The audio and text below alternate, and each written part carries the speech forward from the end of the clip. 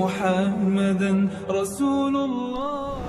الحمد لله والصلاة والسلام على رسول الله وعلى آله وصحبه ومن والاه وبعد. Kita awali dengan bersyukur pada Allah Subhanahu wa taala. Kita masih diberikan kesempatan untuk menunaikan ibadah siam. Semoga seluruh ibadah yang telah kita tunaikan diterima oleh Allah Subhanahu wa taala. Doa-doa yang kita panjatkan berkenan dikabulkan oleh Allah Subhanahu wa taala. Setiap hari berganti dalam Ramadan, usahakan tidak luput dari doa. Di kesempatan ini kita akan sedikit dulu belajar topik yang berbeda sedikit saja untuk memberikan pencerahan terkait dengan satu momen yang istimewa yang hanya terjadi di bulan Ramadan, yaitu di satu dari sekian malamnya, dikenal dengan Lailatul Qadar, malam Al-Qadar.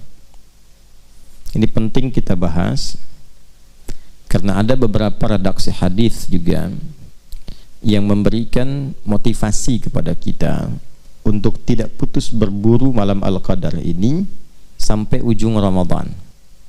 Bahkan ada yang spesifik meminta di 10 hari terakhir, kan? Sini.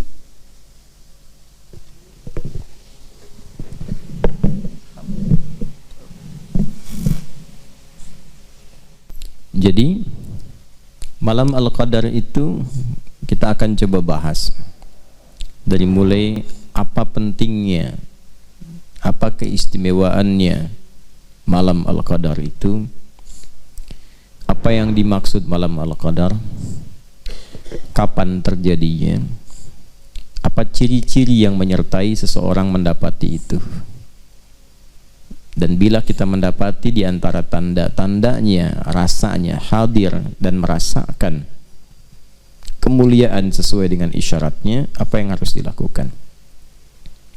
Baik, kita akan fokuskan dulu satu surah saja karena waktunya terbatas. Surah ke-97 dengan namanya Surah Al-Qadar. Allah berfirman, A'udzu billahi minasyaitonir rajim. Bismillahirrahmanirrahim. Inna anzalnahu fi lailatul qadar. Inna, sungguh, demi keagunganku. Ya, terjemahkan na-nya itu seringkali kalau dilihat di mushaf kami kan. Nah, kalau belum belajar ulumul Quran, ilmu-ilmu untuk memahami Al-Quran, bisa potensi keliru pemahaman. Kok bentuknya jamak gitu kan? Nah, kalau ada bentuk jamak itu di ulumul Quran tuh maknanya dua. Kita ambil salah satunya saja untuk memudahkan sesuai topik kitab. Yang paling pokok namanya ta'zimun nafsi li ta'zimi sya'ni. Ta'zimun nafsi li ta'zimi sya'ni, yaitu menghadirkan keagungan Allah untuk menunjukkan istimewanya atau agungnya satu informasi yang disampaikan. Jadi saking pentingnya informasi yang disampaikan, Allah sampai menghadirkan keagungan zatnya. Gitu ya? Baik. Contoh begini. Presiden bicara misalnya. Kalau cuman bicara biasa, saya menghimbau pada masyarakat supaya mudik dengan tertib misalnya. Biasa ya? Coba lihat yang kedua. Saya Presiden Republik Indonesia, Panglima tertinggi, pemimpin bagi seluruh masyarakat di Negara Kesatuan Republik Indonesia. Saya menghimbau kepada seluruh rakyat saya tanpa kecuali agar menunaikan mudik dengan tenang, damai, tertib dan membahagiakan. Beda nggak satu dengan dua? Ya kan? Ketika membawa kedudukan, membawa keistimewaan, keagungan, maka kesannya beda kan? Nah, jika ditemukan dalam Al-Quran, inna nahnu yang menunjukkan satu informasi, ini menunjukkan informasi yang disampaikan tidak biasa, pasti istimewa, agung sifatnya, karena di situ Allah menghadirkan keagungan dirinya untuk menunjukkan pentingnya informasi yang disampaikan. Nah, kalau kita tahu ilmunya begitu, cara baca Quran kita akan berbeda. Pasti perhatiannya lebih tinggi. Ayat-ayat semuanya penting, tapi ketika menemukan itu, kita merasa ini ada sesuatu yang istimewa, yang beda dari biasanya. Baik. Inna anzalnahu fi lailatul qadar.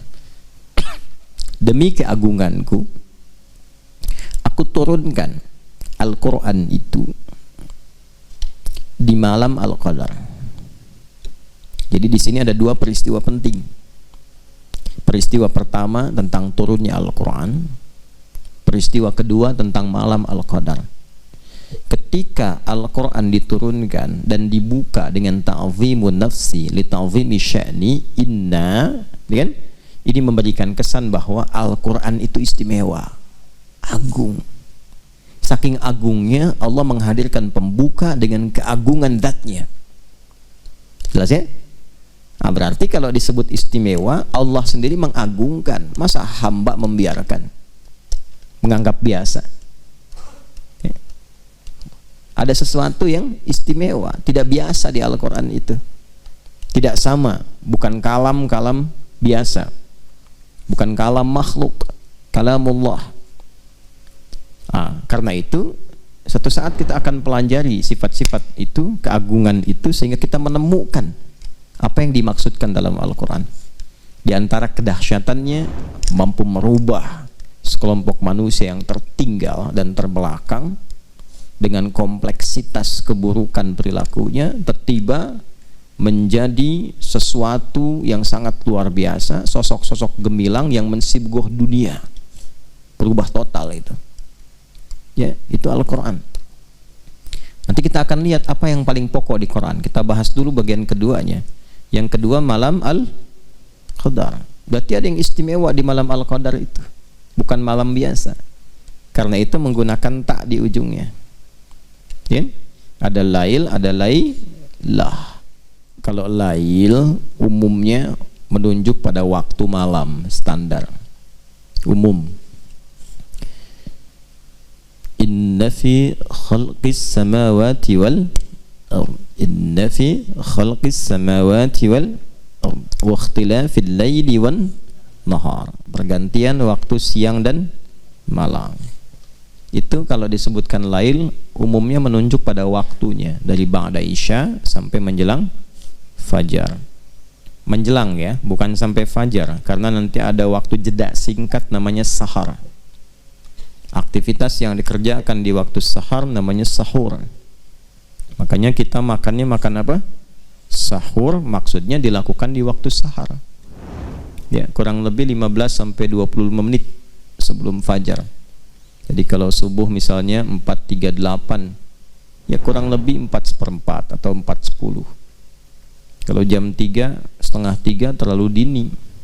Ya, terlalu awal makannya. Nah, itu sahar. Jadi dari mulai malam ba'da isya itu sampai menjelang fajar. Nah, bahasanya menjelang fajar. Itu lail namanya. Kalau ada yang istimewa sampai menjelang fajar ini dari ba'da isya, maka di antara rumusnya tambahkan ta. Jelas ya? Jadi kalau ada ta mengiringi kata lail, ini menunjukkan di malam itu tidak biasa. Ini umumnya ya, walau nanti dalam beberapa keterangan tergantung konteks bisa berbeda, tapi umumnya teorinya begitu. Kalau ada tak bersamaan dengan lail, maka tak itu menunjukkan sifat yang tidak sama dari waktu-waktu malam yang biasa. Setiap malam bisa tahajud gak? Bisa, karena itu saat menyebutkan sholat malam itu pakai lail, bukan lailah. Coba Quran surah 17 ayat ke-79. Wa minal laili fatahajjad bi. Bukan wa minal lailah. Artinya setiap malam ada potensi untuk tahajud. Ya. Tapi kalau ada satu malam yang istimewa yang tidak sama dengan malam-malam lainnya, maka salah satunya tambahkan ta pada kata lail itu, menunjuk pada sifat. Karena itu ayatnya berbunyi inna anzalnahu fi lailatul qadar. Baik, lailah ya, bukan lail kan? Nah, apa istimewanya malam al-qadar itu? Kita ambil keistimewaannya dulu ya. Satu, ini langsung keterangan Qur'annya.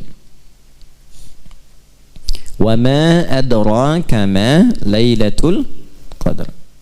Ini indah sekali nih ya. Kita dibikin penasaran dulu supaya memotivasi kita untuk memburu malam itu. Tahu nggak kata Allah keistimewaan malam al-qadar itu? Tahukah Anda keistimewaannya? Kan? Teruskan. Lailatul qadri khairum min alfi syahr. Malam al-qadar itu istimewanya seluruh amal soleh yang dikerjakan membersamai malam itu nilainya dilipat gandakan lebih dari 1000 bulan. Dilipat gandakan, ingat, lebih dari, karena redaksi Qur'annya berbunyi khairum min, lebih dari. Jadi tidak pas 1000 bulan ya. 1000 bulan itu kurang lebih 80 sampai 83 tahun lah. Ambillah 83 tahun misalnya, berarti lebih daripada itu. Atau bahasa paling gampangnya, standar rata-rata usia manusia misalnya ya. Baik. Jadi kalau Anda beribadah seumur hidup ya kan, itu bahasa gampangnya.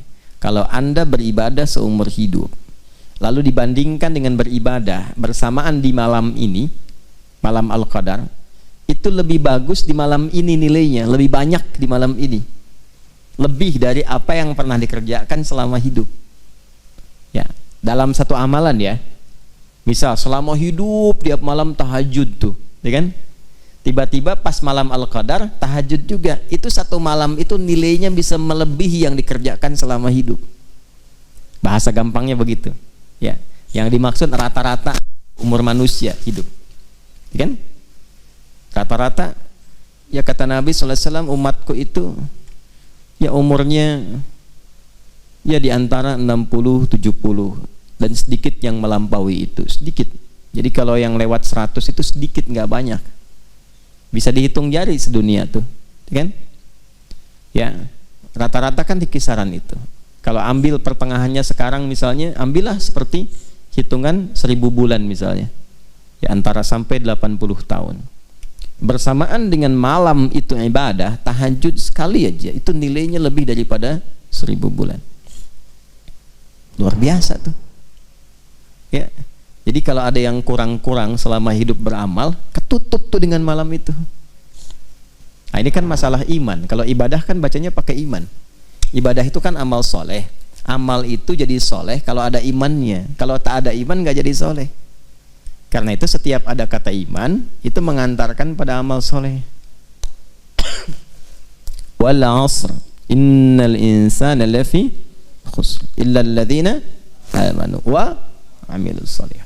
Masuk surga juga pakai iman dan amal soleh. Wa basyiril ladzina amanu wa 'amilus shalihat anna lahum jannatin tajri min tahtihal anhar. Nah, amal soleh itu bisa jadi soleh amalnya kalau ada iman. Sifatnya disebut ibadah namanya.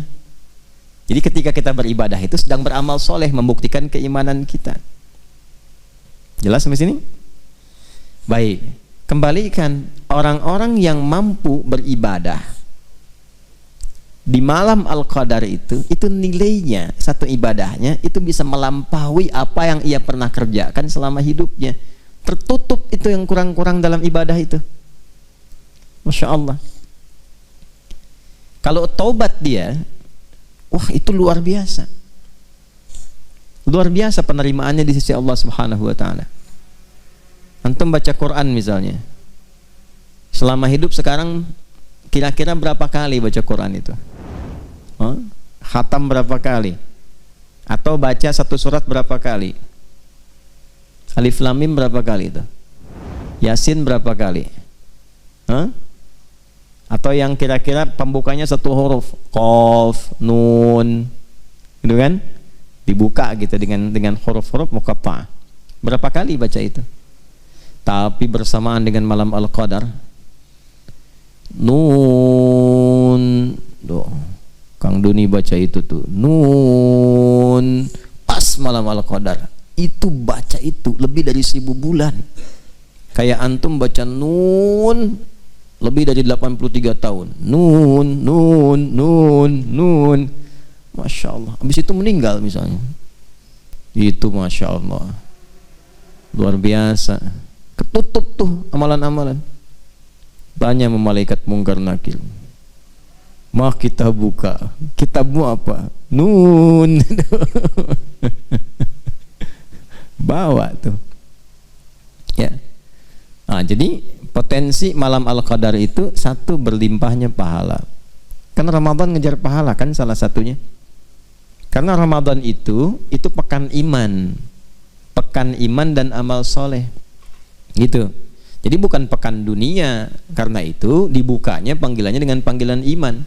Ya ayyuhalladzina amanu kutiba alaikumus siyam. Jadi momentum Ramadan itu memang untuk meningkatkan iman. Bukan mencari dunia. Kalau dunia kan udah 11 bulan. Ya kan? Nah, iman itu kan prospeknya akhirat. Jadi Ramadan itu momentum untuk menguatkan prospek-prospek dan proyek-proyek akhirat kita. Gitu. Jadi kalau kita kembalikan, kita tarik kepada aspek tadi, bacanya pakai iman. Malam Al-Qadar itu nggak bisa dibaca pakai ukuran dunia. Ukurannya pakai ukuran akhirat. Ya, bukan melulu pakai akal, tapi menggunakan iman. Kalau imannya bekerja, dikejar. Kalau nggak bekerja, nggak akan dikejar. Jelas ya? Teruskan.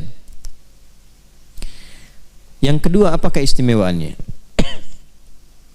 Tanazzalul malaikatu warruhu fiha biizni rabbihim min kulli amr. Masya Allah. Semua malaikat turun berdesak-desakan ke bumi. Ini asal kalimatnya tatanazzalu. Itu asalnya. Tapi ada dalam balaghah itu, kalau ingin menunjukkan sesuatu yang berlangsung cepat dan banyak, masif, cepat, masif, itu hilangkan salah satu taknya di depannya. Tapi dhammahnya tetap berlaku di ujung untuk menunjukkan mudhari, sesuatu yang berlangsung terus. Masih ingat tadi waktunya malam Al-Qadar, malam lail dari kapan? Ba'da Isya sampai menjelang fajar. Itu masif terus. Siapa yang masif turun? Malaikat. Banyak. Terus turun. Sampai-sampai kalau kita buka kitab-kitab tafsir itu, ya, itu bumi ini padat dengan malaikat yang berlomba turun. Nanti sampai saking padatnya, alam itu suasananya tenang. Nanti saya bahas di akhir ciri-ciri, tanda-tanda malam Al-Qadar itu seperti apa diantaranya. Hening, ya. Jadi kalau saya hadirkan bejana gelas misalnya, saya isi 1-2 kelereng, lalu saya goncangkan begini, digoyang-goyang, bunyi nggak? Bunyi kan? Kayak lato-lato kan? Tak-tak-tak-tak-tak-tak-tak gitu kan? Tapi kalau saya penuhi sampai padat itu isinya, sampai padat, goyang begini, digoyang, bunyi nggak? Hening, disimpan aja hening. Itu saking padat ya bumi dengan malaikat yang banyak turun, suasananya berbeda. Oke? Nah, yang kita bahas keistimewaannya dulu. Nanti ini masuk kepada cirinya. Keistimewaannya apa? Sampai-sampai malaikat Jibril pun yang tugas pokoknya menurunkan wahyu, ya, terakhir kepada Nabi Muhammad SAW, di malam itu khusus ikut turun. Ya kan? Ikut turun, mimpin malaikat. Kan Ruhul Amin itu pemimpin para malaikat. Turun, dipimpin malaikat semua turun. Dengan izin Allah, biizni rabbihim. Min kulli amr. Allahu Akbar. Itu maknanya umum sekali. diizinkan oleh Allah untuk menyertai segala perkara yang baik-baik. Artinya apa? Kalau ada yang sholat tuh malaikat ikut sholat. Kalau ada yang zikir, ikut zikir. Kapan lagi antum sholat diikuti oleh semua malaikat pengen ikut sholat? Makanya kalau ketinggalan semalam aja ruginya banyak. Baca Quran diikuti, zikir diikuti, banyak turun. Oke? Nah, apa dampak paling spesifiknya bagi setiap insan itu terkait dengan doa dan taubat? Jadi kalau doa yang biasa ngaminkan mungkin 1-2 malaikat yang menyertai, ini banyak malaikat ya berdoa amin. Umar, mana Umar? Doa. Umar doa amin. Hasan doa amin, ya. Fajri doa amin tuh. Itu aminnya bukan 1, 2, 3 tuh. Amin. Cuman kan goib. Kalau goib gak kedengeran. Kalau kedengeran bubar antum. Amin. Ya kan bubar. Siapa nih lihat sayap begini? Siapa? Israel. Oh. Ya. Gitu. Nah itu sekali lagi perkaranya iman. Ya. Jadi jangan pakai akal, pakai iman, karena akal terbatas. Ingat, akal itu sama kayak mata, sama kayak telinga, perangkat yang ada pada manusia, perangkat fisikal. Mata terbatas tidak? Terbatas, semakin jauh semakin gak kelihatan. Semut itu kalau dekat terlihat jelas, merayap makin jauh gak nampak. Bukan semutnya gak ada, pandangan kitanya yang terbatas. Gajah gimana? Sama, semakin jauh semakin gak kelihatan, gajahnya tetap segitu. Mata kitanya yang terbatas. Pendengaran juga begitu, semakin jauh semakin tak terdengar, ya kan? Antara 20 sampai 20 ribu kan hertznya. Di bawah itu sulit terdengar, di atas itu bising, bahkan bisa menyakiti. Ya, bukan salah bunyinya, kemampuan kita memang terbatas, gitu. Jadi kalau pendengaran terbatas, penglihatan terbatas, kenapa akalnya nggak mau terbatas? Bukan nggak masuk akal karena ilmu belum cukup, belum masuk tuh informasi ke dalam akal sehingga belum bisa nyerna. Kalau sudah ada infonya gampang dilogikakan. Tapi karena belum ada ilmu jadi terbatas, itu maksudnya. Jadi jangan semua tuh pengen sesuai dengan kehendak kita. Ini nggak masuk akal, di akal ente karena ilmunya terbatas. Bagi yang lain sudah masuk akal. Rumusnya apa supaya cepat bisa dipahami oleh akal? Kalau ada akal terbatas memahami, pahami oleh iman dulu. Nanti iman akan membimbing akal dengan hikmah. Hikmah itu yang menjadikan akal paham. Itu rumusnya. Dan itu di Quran sudah ada. Makanya kalau orang dapat hikmah itu dapat anugerah yang banyak. Surat apa? Al-Baqarah ayat berapa? 269. Yu'til hikmata may yasha' wa may yu'tal hikmata faqad utiya khairan katsira. Terus wa may yadhakkaru illa, tuh, kalau sudah dapat hikmah langsung jadi ulul albab. Paham esensi sesuatu, cepat menangkap. Baru satu kata udah paham nih kemana nih arahnya nih, ya kan? Udah mengerti. Baru disebutkan satu kalimat, udah ketawa seseorang tuh, dia tahu arahnya mau kemana. Baru disebutkan dan nangis, paham. Waktu Nabi pidato Haji Wada itu semua tenang-tenang aja, Abu Bakar nangis. Abu Bakar paham. Nah itu paham takwil, mengerti hikmah. Beliau nangis karena tahu kalau Nabi pidato sudah begini, tugas berakhir. Kalau berakhir berarti akan meninggal. Gitu. Nah, jadi kalau mengerti hikmah itu dalam. Balik lagi, ya malaikat itu datang banyak. Doa dikabulkan. Makanya manfaatkan setiap malam berdoa. Yang sulit-sulit itu malam itu, tiap malam. Yang kita rasakan mungkin ada kesulitan menghafal, kesulitan memahami, kesulitan dalam pekerjaan. Ya, bayangkan, hadirkan, minta sama Allah. Mungkin Allah tetapkan di malam itu dikabulkan supaya kita terus bersemangat ibadahnya. Hikmahnya buat kita juga, jadi makin rajin ibadah. Kalau nggak percaya silahkan cek proyeknya misalnya, ya, ilmu, macam-macam nih, mintalah, tapi harus tulus karena kan perkara iman. Kalau iman kan babnya ikhlas, ya kan? Kalau iman babnya ikhlas, semakin kita minta semakin tulus, semakin baik, semakin cepat dijawab, gitu.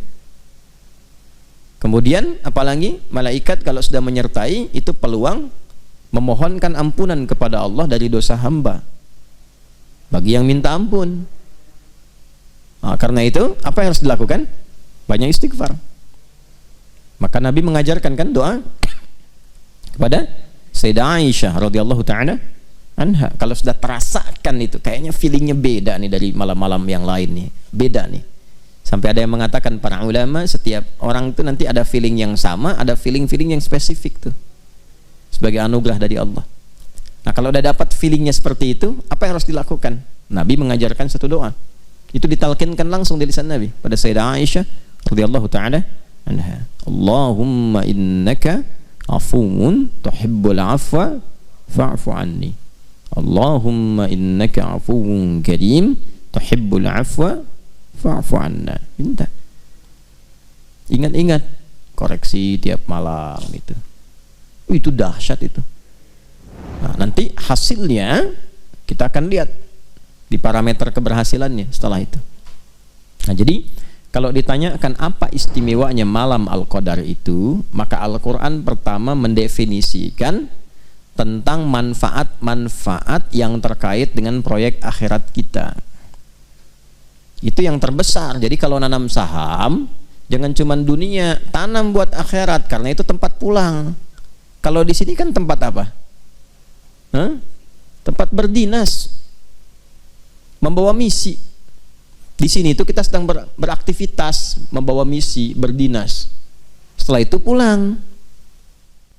Ya, kan tiap hari kelihatan, terdengar, baca berita. Ya, ini si fulan sudah meninggal dunia. Itu kan bahasa meninggal dunia kan sederhana, tugasnya selesai, pulang. Macam-macam. Ya, tergantung batas ajal. Nanti ada yang masih kecil, ya kan? Ada yang remaja, ada yang dewasa, ada yang banyak diberikan batas waktu sesuai maslahat hidupnya.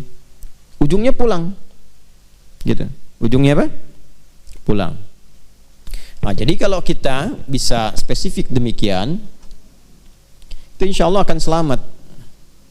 Ya. Jadi itulah diantara kemuliaan malam Al-Qadar yang hal pertama disadarkan oleh Allah kepada kita, ingat akhirat itu. Itu maksudnya. Jadi keistimewaan pertama yang menghadirkan banyaknya pahala, terkabul doa, diampuni dosa, itu kan rata-rata proyek dan prospek akhirat kan. Intinya membangun kesadaran. Ingat ya, kalian satu saat akan pulang. Kalian akan meninggal dunia. Dunia itu tempat berusaha, pasti pulang. Jangan sampai saat pulang tak punya bekal. Itu maksudnya. Dan aku sayang, kata Allah begitu tuh. Akulah Rahman, kata Allah, akulah Rahim. Saking sayangnya Allah, Allah tahu nih, yang selama hidup beribadah itu walaupun terasa banyak, belum tentu kan diterima semuanya. Cuman bersyukurnya kita, Allah punya sifat asyakur, yang menerima walaupun sedikit. Itu kan? Itu baca Quran 1 juz, berapa yang diterima oleh Allah? Ya, alhamdulillah kita masih bisa baca Quran, itu bersyukur diberi taufik. Yang diterima pun alhamdulillah. Kalau bukan rahmat Allah, sulit mengandalkan amal soleh, sulit. Coba dari sekian amal itu, salat maghrib berapa rakaat? 3. Yang bisa ikhlas di rakaatnya berapa dari 3 itu? Gitu. Itu kalau bukan rahmat Allah, sulit. Jadi kesimpulan pertama, keistimewaan malam Al-Qadar itu mengingatkan kita, satu, pada tempat pulang kita di akhirat, supaya tidak terlampau kita terikat dengan dunia yang sementara. Yang kedua, untuk itulah Allah dengan sifat kasih dan sayangnya menghadirkan banyak peluang-peluang prospek akhirat, investasi-investasi akhirat yang mampu meringankan hisab kita saat kembali dan menempatkan kita di surga dengan rahmatnya. Itu yang pokok. Keistimewaan kedua, saya cepat. Apa itu qadar? Kalau tadi kan yang disebutkan tadi Lailatul Qadarnya, ya kan? Wa ma adraka ma Lailatul Qadar. Lailatul Qadri khairum min alfi syahr. Tanazzalul malaikatu waruhu fiha biidzni rabbihim min kulli amr. Itu baru aspek pertama. Balik lagi ke awal ayat. Inna anzalnahu fi lailatil qadar. Qadar itu apa? Hah? Qadar itu ketetapan Allah bagi seluruh makhluknya dalam menjalani kehidupan. Jadi, ketetapan Allah bagi seluruh makhluknya yang bersifat mengikat, kan, dalam menjalani kehidupan. Contoh, ajal itu qadar, rizki itu qadar Allah. Karena itu Allah tetapkan lalu diberi petunjuk untuk menjalaninya. Kan kita baca dalam setiap witir, sabbihisma rabbikal a'la alladzi khalaqa fasawwa walladzi qaddara, kemudian fahada.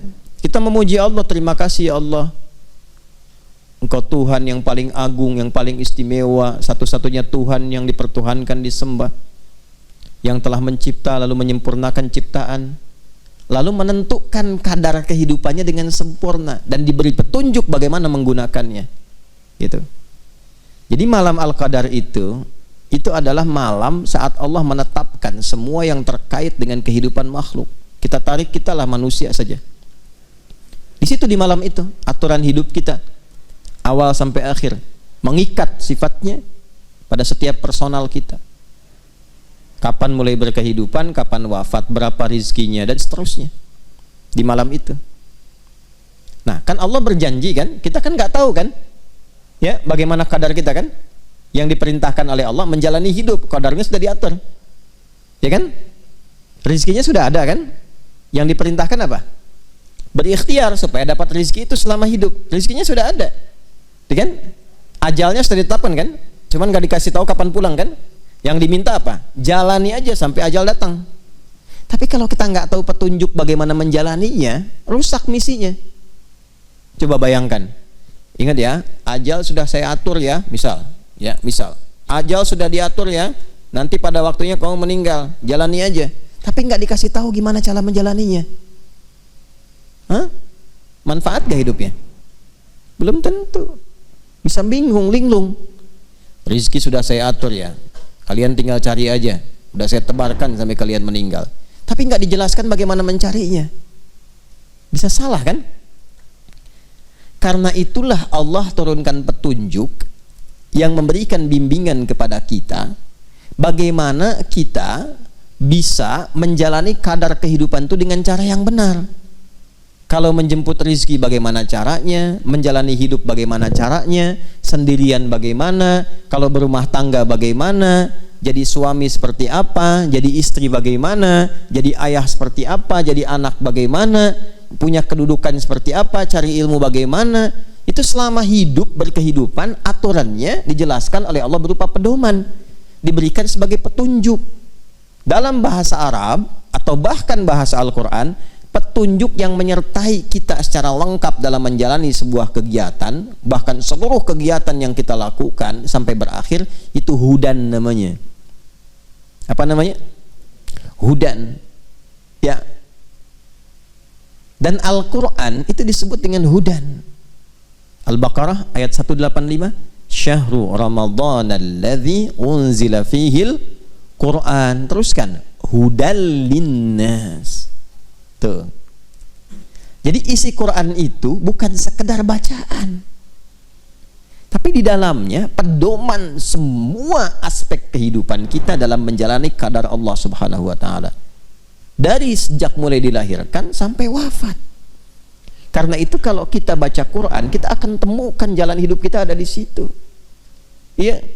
Dari alam kandungan, di mana ada kitab di muka bumi ini yang menjelaskan secara detail perjalanan hidup manusia dari dikandung sampai wafat, sampai setelah wafat kemana.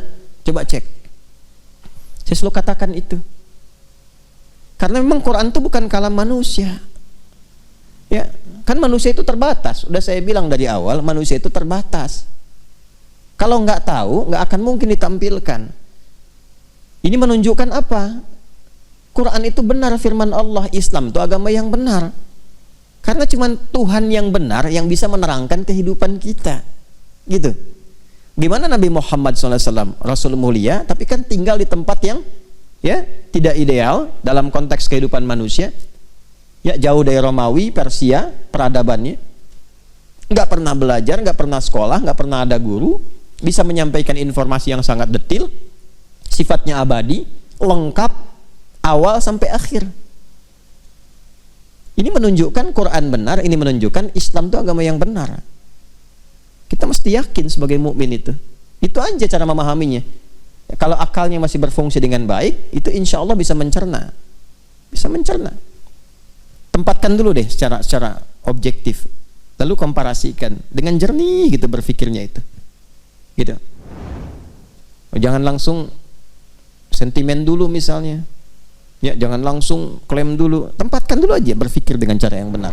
Itu diajak begitu oleh Quran tuh, ya afala tatafakkarun, afala tatadzakkarun, afala ta'qilun. Coba renungkan, coba konstruksikan, coba fikirkan, ya.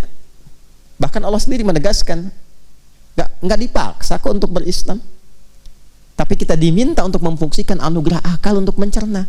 La ikraha fid din, lakum dinukum waliyadin. Cuman di Quran tuh nggak ada paksaan untuk berislam, ya, nggak ada paksaan untuk ibadah, cuman dihisab, gitu kan? Ya, indah ya bahasanya, nggak dipaksa kok. Jadi kalau kita menyimpulkan kembali, maka Al-Quran itu istimewa, gitu, agung. Karena itu saking agungnya Allah menghadirkan keagungan zatnya saat menyampaikan informasi diturunkannya Al-Quran. Itu bersamaan turunnya dengan ketetapan qadar. Jadi saat kita berkehidupan Allah sudah atur, aturannya pun turun saat bersamaan. Makanya diviralkan, semua alam malaikat itu diviralkan. Kan diturunkan ke langit dunia dulu kan, sebelum turun kepada Rasulullah secara detil.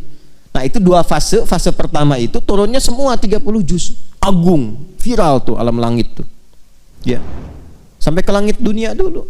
Nah itu yang dimaksud anzala, nanti baca di buku saya yang makna ayat puasa.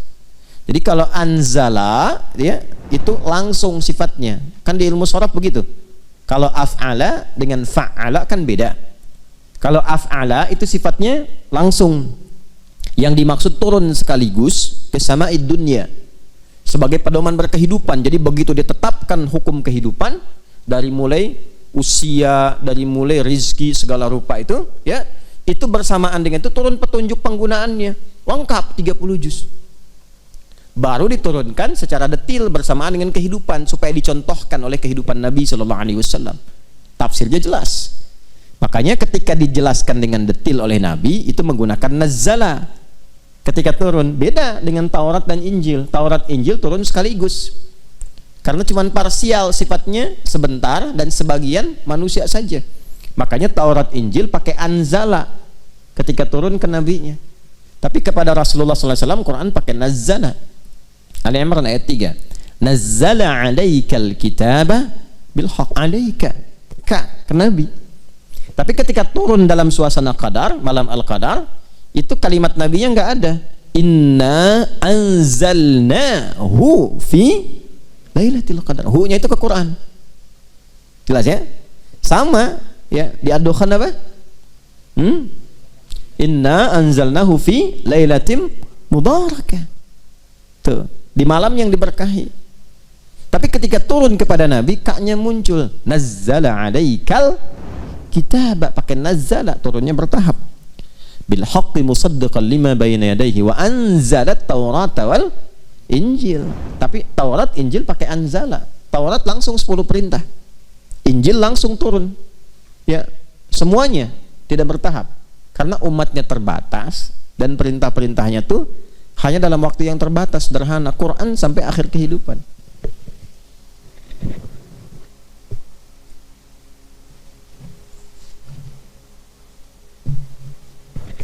Ya, paham ya?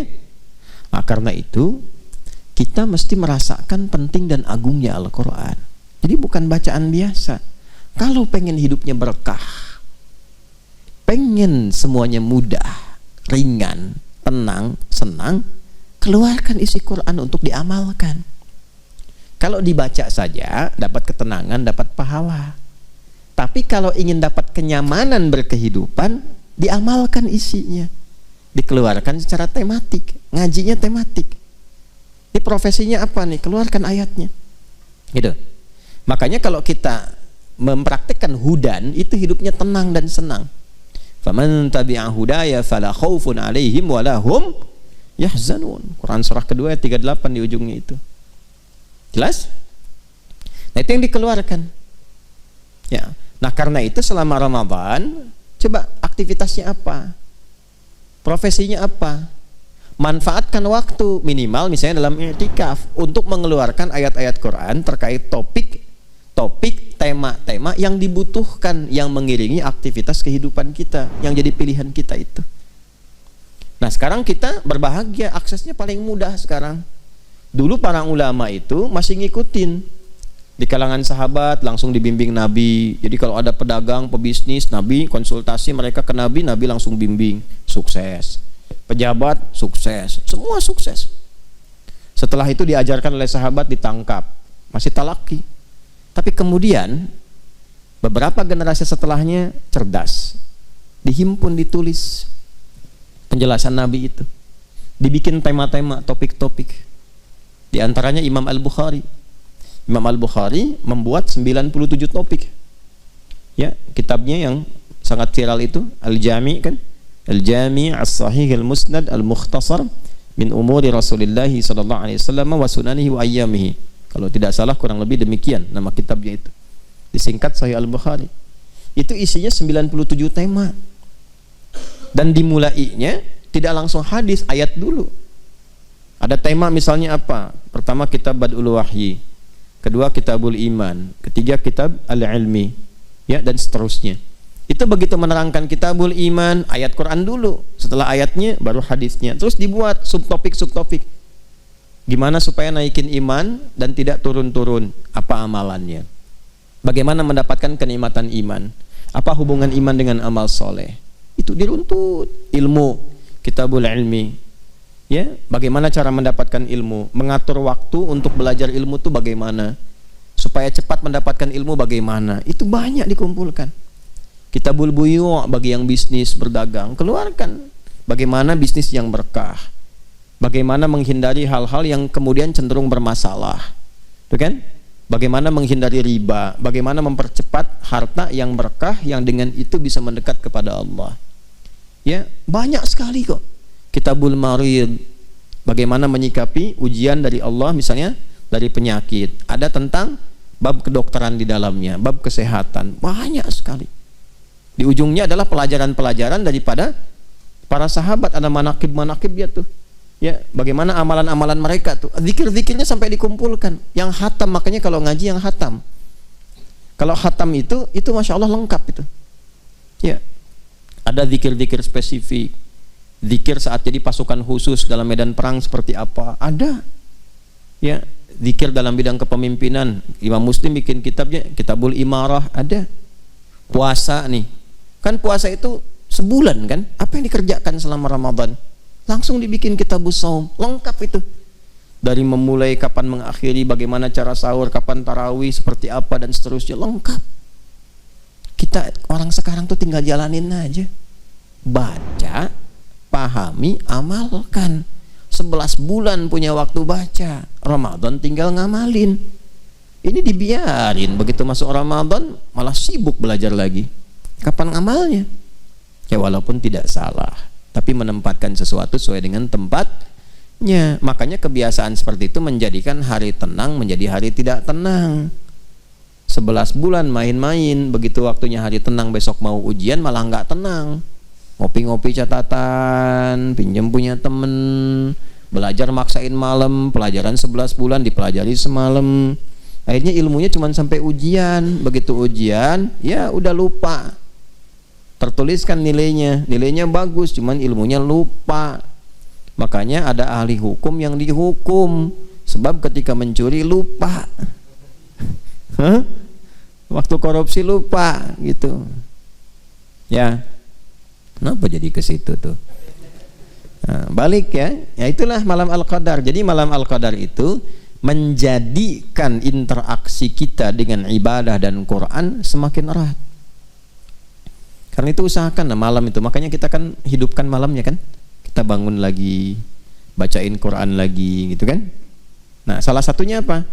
Untuk mendapatkan kasih sayang Allah, penambahan pahala, ya, ketenangan kepada jiwa. Lebih daripada itu, kita terbiasa interaksi dulu supaya besok-besok mau mengkaji Quran. Jelas ya? Ingat pondasinya iman ya. Kalau pakai iman cepat nangkapnya. Tapi kalau nggak pakai iman susah. Hudan itu padanannya iman. Nanti kalau sudah iman ketemu amal soleh jadi takwa. Iman, takwa, dan amal soleh disatukan di pembuka Al-Baqarah plus Qurannya. Dzalikal kitab, kitab di situ Quran kan? Dzalikal kitabu la raiba fi hudan lil muttaqin. Ayat 3-nya alladzina yu'minuna bil ghaib wa yuqimunas shalah wa mimma razaqnahum yunfiqun. Masukin ke Ramadan latihan jadi takwa. Kan hudal lil muttaqin, petunjuk bagi orang takwa. Ramadan kan berlatih menjadi takwa. La'allakum tattaqun. Makanya amalan-amalan takwa yang di Al-Baqarah itu kita kerjakan, kita perbanyak saat Ramadan. Gimana meningkatkan iman? Baca Quran, baca kan? Ningkatkan saat Ramadan. Wa yuqimunas shalah, salatnya makin banyak kan? Wa mimma razaqnahum yunfiqun, senang infak kan? Itu. Jadi Quran tuh kalau kita baca dengan benar nyambung semua, kan ya petunjuk hidup. Jelas ya? Nah, kalau kita dapatkan itu semua, salam. Nah, itu indikasi pertama. Keadaan kita lebih tenang. Damai, salam itu damai. Lebih tenang. Lebih bisa memahami esensi hidup, lebih menikmati berkehidupan. Jadi dari sekian waktu dalam Ramadan itu ada satu waktu yang kayaknya kita merasa lebih enak gitu. Nah, coba rasakan kalau hadir di satu malam, suasananya lebih beda. Lebih enak, lebih tenang gitu, ya. Terus kalau ngelihat keluar juga kayaknya tenang gitu di luarnya itu. Tadi ngumpul malaikat. Nah, kalau udah dapat lagi sesuatu yang istimewa yang Allah berikan, itu kalau ketiduran tuh bisa dibangunin. Dan ke hati getarannya beda. Bangun, bangun, bangun. Coba deh kalau nggak percaya, perbanyak dulu amalan terus. Ini mungkin untuk tahun depan ya. Kalau hidup, itu, kalau hidup, Kalau tidak, sisa waktu gunakan. Masih ada beberapa malam ke depan. Perbanyak ibadah. Nanti ada satu dari sekian malam Ramadan itu, ada satu yang kita itu dibikin terus aktif malamnya. Yang kalau mau tidur pun, bangun. Pernah merasakan begitu nggak? Itu nggak setiap waktu tuh. Bukan karena ada agenda sholat malamnya, tapi dibikin bangun. Tuh. Saya nggak harus nyampaikan di kapan waktunya saya misalnya merasakan itu, tapi itu kan rahasia Allah. Untuk setiap kita kadang-kadang getarannya bisa tidak sama, tapi nanti bisa menemukan petunjuk yang sama dari suasana alam, ya. Nah, diantaranya lebih tenang. Makanya kan ada hadis-hadis yang menunjukkan paginya itu lebih tenang, gak terlampau panas, gak terlampau dingin, cahaya mataharinya sejuk, enak gitu, nyaman. Yeah. Jadi akhirnya salam. Di malam Al-Qadar itu kita mendapatkan salam. Maknanya dua. Bisa menunjuk pada isyarat malam Al-Qadar lebih tenang, lebih nyaman, lebih damai ke hati. Lingkungannya juga mendukung, tenang, damai, enak ke ibadah gitulah. Enak ke ibadah. Saya? Nah, yang kedua, parameter kesuksesan orang yang mendapatkan Al-Qadar. Perangainya lebih tenang, lebih bisa menimbang bagaimana bersikap, lebih tenang, lebih kalem, lebih damai, menatap sesuatu itu dengan kedamaian. Nilai-nilai kebaikan bertambah. Nah, setelah ada kata salam, balik lagi ke malam Al-Qadar. Hiya, waktu waktunya malam qadar itu panjang, terbentang tadi kan malam kan, dari ba'da isya terus sampai menjelang fajar. Makanya saya tidak katakan fajar kan tadi ya, menjelang sampai mau tibanya fajar itu matla, sampai akan terbitnya fajar. Hiya hatta matla'il fajar, sampai akan terbitnya fajar. Itu pernah ada berita itu NASA mencitra ya dari angkasa suasana malam-malam Ramadan. Ada satu malam yang beda sendiri. Bahkan di tahun-tahun ke belakang itu kalau sudah sampai begitu ya fenomenanya, kita belum yakin, belum sungguh-sungguh, saya pikir keterlaluan lah. Kalau kita dengar informasi dari dulu, apalagi dari Nabi, memang standarnya harus yakin, harus kuat, diburu gitu. Ya kalau kurang yakin artinya kan lemah iman, tapi masih bisa dikuatkan. Tapi kalau sudah ada bukti-bukti otentik yang bahkan terekam, belum yakin juga, itu imannya dipertanyakan. Tahun-tahun ke belakang itu sempat ada yang i'tikaf di Masjidil Haram, lalu dia mengamati setiap malam sampai menjelang subuh itu. Ada salah satu momen yang ketika dia videokan itu kayak kilatan naik gitu dari atas Ka'bah itu ke atas. Itu nyata, bukan rekayasa. Kayak kilatan naik. Ya kayak ada sayap putih tapi halus, kayak awan naik cepat sekali gitu. Ya. Dari satu rangkaian malam-malam terakhir di Ramadan itu. Pernah ada itu? Pernah nggak dengar atau pernah lihatnya? Ada di tahun-tahun ke belakang itu. Nah itu pembuktian yang nyata gitu. Jadi kalau sudah alamnya itu sudah disampaikan tanda-tanda kebesaran Allah secara langsung, belum beriman juga, itu mesti hati-hati itu. Kuningnya udah mau orange tuh. Hati-hati betul. Hati-hati. Karena nanti ada ayatul Quran, ada ayatul kaun. Ayatul kaun tufassiru ayatul Quran. Ada ayat-ayat yang di semesta, ada ayat-ayat yang tertuliskan dalam mushaf, ya, dibacakan dalam Quran. Nah, ayat-ayat semesta itu pembuktian langsung dari Al-Quran. Jelas ya? Di mana belah batu ditemukan kalimat Allah? Belah tomat adalah lafaz Allah. Melihat ke atas awan bentuknya Allah, bentuknya Muhammad SAW. Gimana tuh? Masa belum yakin juga? Nah itu hal-hal yang langka, fenomena yang nggak terjadi setiap waktu. Ya kan? Nah, karena itu manfaatkan. Kalau pengen mendapatkan malam Al-Qadar gampang. Rumusnya gampang sekali. Cuman 2. 1, konsisten menunaikan ibadah malam. Walaupun sekejap di waktu-waktu tadi tuh dari ba'da isya menjelang fajar. Jadi rumusnya 1, konsisten menunaikan ibadah malam. Setiap malam Ramadan. Walaupun sekejap, 5 menit, 10 menit, nggak apa-apa, sesuai kemampuan. Yang bisa dioptimalkan, silahkan. Yang kedua, jangan maksiat. Ya, jangan maksiat. Itu aja. Saya kira itu yang bisa disampaikan terkait uraian malam Al-Qadar.